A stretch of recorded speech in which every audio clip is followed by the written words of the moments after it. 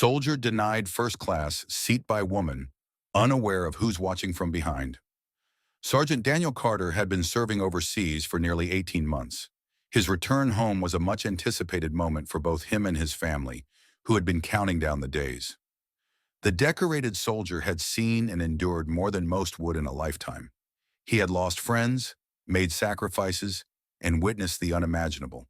But today, all he wanted was to get home, to feel the embrace of his wife and little daughter, and to relish the long-awaited peace of home. After weeks of travel and layovers, Daniel finally reached the final leg of his journey, a first-class seat gifted to him by a generous stranger who had purchased it in gratitude for his service. He hadn't expected it, nor had he asked for it, but the kindness had left a warm feeling in his heart. He was exhausted, his muscles sore, but the thought of flying comfortably for the last stretch gave him a sense of relief. As he approached his assigned seat, he was met with sharp eyes and a dismissive wave from a woman dressed in a pristine white business suit. She looked at him with narrowed eyes, her lips pursed as if she had tasted something bitter. "You must be mistaken," she said, her voice filled with disdain. "This is first class." Daniel, tired and caught off guard, politely responded, "Yes, ma'am, this is my seat." She scoffed, shaking her head. "I highly doubt that. You see, people in first class have a certain standard. They don't just let anyone sit here. Perhaps you should check your ticket again." He reached into his jacket pocket and pulled out his boarding pass. "I assure you this is my assigned seat." The woman let out an exasperated sigh. "Look, I don't know how you managed to get a first-class ticket, but I paid full price for my seat, and I refuse to sit next to a soldier." Daniel was no stranger to discrimination. He had faced it in different ways, in different places. But to be treated this way, in his own country, after all he had done, was an entirely different sting. A few other passengers nearby had turned their heads, sensing the rising tension. A flight attendant approached, her expression professional yet wary. "Is there a problem here?" she asked. Before Daniel could speak, the woman in white interjected, "Yes. I'm not comfortable sitting next to him. There must be another seat available."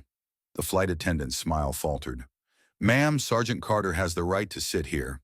His ticket is valid." The woman huffed, rolling her eyes. "Then move me somewhere else." Before the attendant could respond, a deep voice cut through the air from behind them.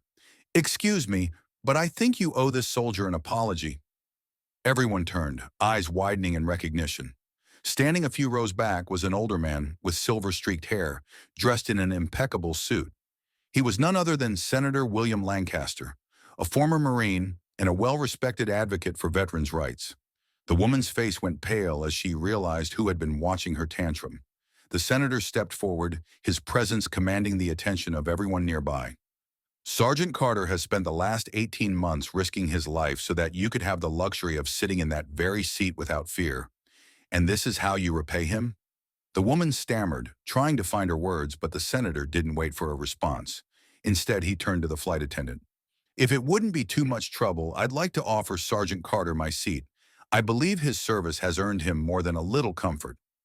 The woman's eyes widened, and she shrank in her seat as murmurs of approval rippled through the passengers. Daniel hesitated, humbled by the offer. "Sir, that's very generous, but—" "Nonsense," the senator interrupted. "I insist." Reluctantly, Daniel accepted, shaking the senator's hand with a firm grip. The passengers who had been watching broke into quiet applause, their respect evident. The woman, now visibly embarrassed, turned her gaze to the window, avoiding the looks of disdain around her. As Daniel settled into his new seat, a man across the aisle leaned over and whispered, "Thank you for your service." Daniel nodded, a sense of pride filling his chest.